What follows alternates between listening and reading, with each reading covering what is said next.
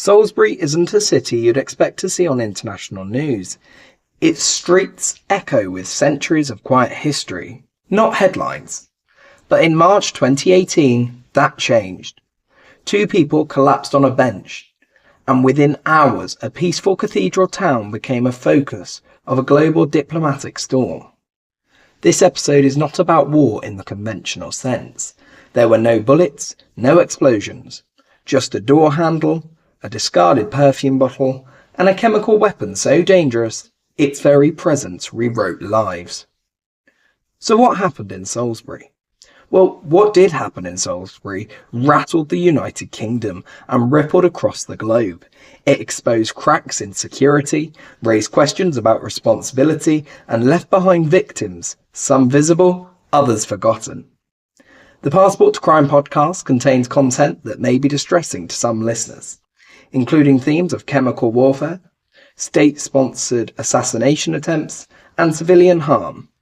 Listener discretion is strongly advised. Nestled in the heart of Wiltshire is a city steeped in history and quiet grace, known for its sweeping cathedral spire and soft stone lanes. It's the kind of place where life moves gently, not urgently. But all of that was disrupted on Sunday, March 4th, 2018, when Sergei Skripal and his daughter Yulia were found collapsed on a bench in the Malting shopping district. They had spent the afternoon visiting a pub, then dining at Zizi, a chain restaurant tucked behind rows of shops. They seemed fine, until they weren't. By 4:15 p.m, they were convulsing, eyes rolled back, mouths foaming.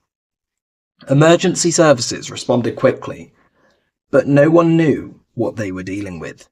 The area was taped off. People were told to stay away. Sergei Skripal wasn't just a pensioner out for lunch. He was a former Russian military intelligence officer turned British informant. Years earlier, he'd been involved in a spy swap and had settled into unassuming life in Salisbury. But someone hadn't forgotten. Soon after, tests revealed they had been poisoned with Novichok, a nerve agent designed during the Cold War. Military grade. Banned. Its effects were swift and brutal. Novichok had been smeared on the door handle of Skripal's home, and as they left for lunch, the poison entered their bodies through skin contact. Invisible and odorless, it began attacking their nervous system instantly. Detective Sergeant Nick Bailey, one of the first responders, entered the Skripal home during the investigation. He was also exposed. He fell critically ill. His body fought to survive. His family waited in agony. Salisbury, a city of 40,000 people, was now under siege. Not by tanks, not by missiles, but by molecules.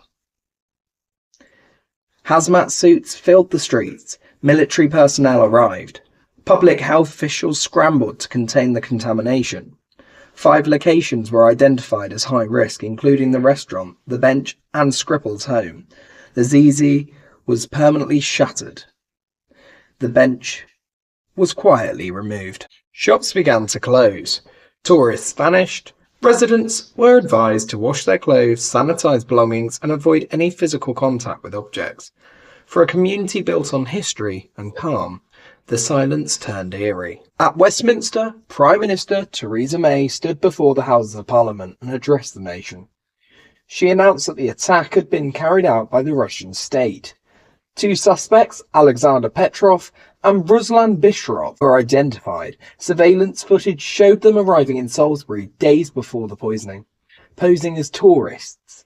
Their hotel room tested positive for Novichok.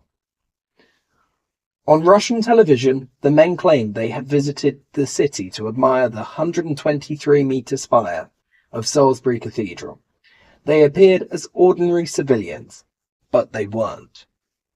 And then the story became even darker. On June 30th, just 4 months later, in nearby Amesbury, a couple found the sealed perfume bottle in a bin. Charlie Rowley gave it to his partner, Dawn Sturges. She sprayed it on her wrist, and within minutes she collapsed. Within days she died. The bottle contained Novichok, Dawn Sturgis wasn't a spy. She wasn't even a target. She was a mother of 3. Her death was the only fatality in the Salisbury poisonings. Charlie survived, but the aftermath has never left him, physically or emotionally. The bottle had been carelessly discarded by the assassins, left behind like an afterthought. The public inquiry into Dawn's death still continues. Her family still searches for accountability. Her name demands remembrance, not as collateral damage, but as someone failed by global systems that were clearly meant to protect. Over 400 sites were decontaminated across Salisbury and Amesbury. Recovery cost millions. Public health figures like Tracy Duskywicks emerged as quiet heroes, guiding people through crisis with humanity and grit. But years later, Tracy would speak about the psychological toll left behind. "You just get on with it," she said. But it's not until 2 to 5 years later that people begin to process what happened and how deeply it affected them. Salisbury, she insists, is bigger than this event, but it will always carry the scars, she insists. The Organisation for the Prohibition of Chemical Weapons classified Novichok as banned, but that doesn't undo the damage. The poison didn't just enter bodies, it entered memory. Today, Salisbury stands, its cathedral still towers over the city, and tourists have returned. But the bench is gone, the restaurant's gone, and for many, life is still measured in 2 distinct chapters, before and after. This wasn't just a spy story, it was a human story of lives interrupted, of systems breached, of a mother who should still be here. It was a story about how chemical warfare seeped into a quiet town, and how that town stood its ground. Ending, and so Salisbury carries on. The spire still stands. The streets are walked, shocked and lived in. But there's a memory stitched into every corner. Now, a reminder of what happened when the quiet was broken. Some of the questions remain unanswered. Why was Dawn the one who paid the ultimate price? How many lives were permanently altered by the invisible grip of a weapon not meant for city streets? And how do we measure accountability when borders blur and truths are denied? What we do know is this. The resilience of a city can't be quantified in headlines. It lives in people.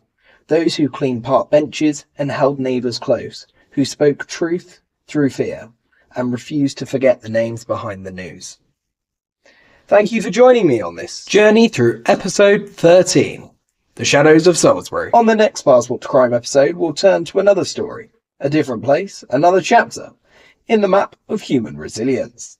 Until then, remember the quiet towns, the overlooked streets, the stories tucked into corners most eyes pass over, because sometimes the most powerful crimes leave behind not just victims, but voices. Stay safe, stay curious. I'm Oakley, and this is the Passport to Crime.